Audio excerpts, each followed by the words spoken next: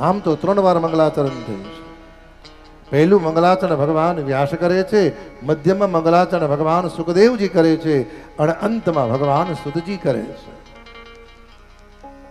મંગલાચરણનો અર્થ એ છે જેનું આચરણ મંગલમય હોય એના જ ચરણો જીવનમાં પૂજાય. જેનું આચરણ મંગલમય છે.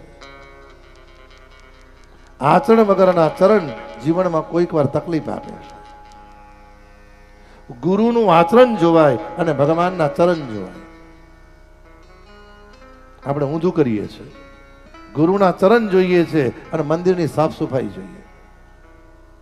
સાહેબ, કર્મા નામની બાઈ હતી, જગન્નાથપુરીમાં થઈ ગઈ, પણ ભગવાનમાં એટલો બધો ભાવ હતો, ખબર નથી. અને ગરીબ ઘરમાં જન્મેલી બાઈ રોજ સવારે ઉઠે, હાથ પગ ધોઈને ભગવાન માટે સામગ્રીમાં ખીચડો બનાવી દે. ઠાકોરજી આવીને ખીચડો આરોગે. પછી એકવાર એક પંડિતજી આયા ને કર્માને કીધું કે કર્મા, આ સ્નાન કર્યા વગર તું ખીચડો બનાવે છે, ભગવાન સ્વીકાર ના કરે. ભાઈ, જગત તમારું ધન માગે છે, ભગવાન તમારું મન માગે છે. જગત તમારું ધન, ભગવાનને તમે મનથી કેવા છો. નિર્મલ મન જન સોમોહી પાવા, મોહે કપટ છલ ચિત્રના બહાવા. જગતમાં 4 વ્યક્તિની પાસે ખાલી થઈને જવું છે: માતા પિતા, ગુરુ અને ભગવાન. જે ખાલી થઈને જાય છે ને, તો સદગુરુ સંતોને પણ એ જીવનું કલ્યાણ કરીને ભરવાની ઈચ્છા થાય છે.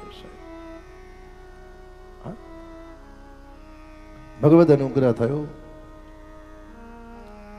કર્મા સવારે સ્નાન કરીને સંધ્યા કરીને ભગવાન માટે ખીચડો બનાવવા બેઠા. એમાં સવારના 10 વાગી ગયા અને ઠાકોરજી દરવાજા પાસે ઊભા છે. માં ખીચડો ખીચડો ખીચડો ખીચડો કરીને. અને 10 વાગ્યા, માં બહુ મોડું થઈ ગયું છે. કર્માએ હાથમાં કોળીઓ લીધી, ઠાકોરજીના મુખમાં મૂક્યો. આ બાજુ 11-12 વાગવાનો સમય છે. જગન્નાથપુરીમાં ભગવાનને મહાપ્રસાદ અને રાજભોગની તૈયારી થઈ ગઈ છે. વૈષ્ણવ ધ્યાન રાખજો ભાઈ, કારણ બાકે બિહારી ભલે વંદરાવનમાં બિરાજે, પણ ભગવાન ભોજન કરવા માટે તો જગન્નાથપુરી જાય છે. જગન્નાથપુરીમાં ભગવાનને રાજભોગ થાય છે, વૃંદાવનમાં નહીં. વૃંદાવનમાં લીલા કરે ને ભોગ માટે ભગવાન જગન્નાથપુરી જાય.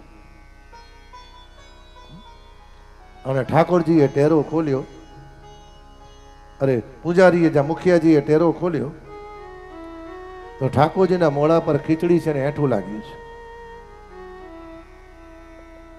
એટલે પૂજારીએ કહ્યું કે કૃપાનાથ કહા જાકે આયે. ત્યારે કહ્યું, કર્માએ મને મોકલ્યો તો ખરો, પણ પાણી પીવડાયું નથી, એમને મોકલી દીધો છે. ભગવાન તમારું મન માગે છે, મનથી ખૂબ ભગવાનનું ભજન કરજો ભાઈ. પહેલું મંગલાચરણ એ છે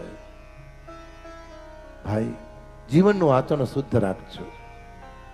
જેનું આચરણ શુદ્ધ છે ને, એને ભગવાનની કૃપા બહુ જલ્દી થાય છે. પછી મોડે બોલીએ છે કઈ ને ચાલીએ છે કઈ. ભગવદ અનુગ્રહ થયો. પહેલું મંગલાચરણ એ છે, રોજ પ્રાતકાળમાં વહેલા ઉઠો. 9 વાગ્યા પહેલા. આપણે ખોટું બોલવું. રોજ પ્રાતકાળમાં ભાગવતજી કહે છે, જે પણ વ્યક્તિ સૂર્યોદય થયા પહેલા પથારી છોડી દે છે, એ ઘરની અંદર ભગવાન નારાયણની કૃપા થાય છે.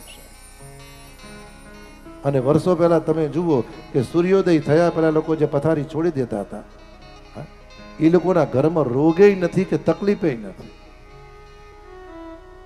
હવે તો રવિવાર હોય એટલે ઘરમાં 12 વાગ્યા સુધી પથારી પડે. બીજું, મનુસ્મૃતિ એમ કહે છે, બપોરે કોઈ પણ દિવસ સુવાની ટેવ પડી હોય, બપોરે કોઈ પણ દિવસ પથારીમાં સૂવું નહીં. એનાથી રોગ અને દરિદ્રતા આવે છે. અમુકને તમે જોજો, જરાક નવરા થાય એટલે જઈને તમારે જરીક નવરા થવા જોઈએ ભાઈ.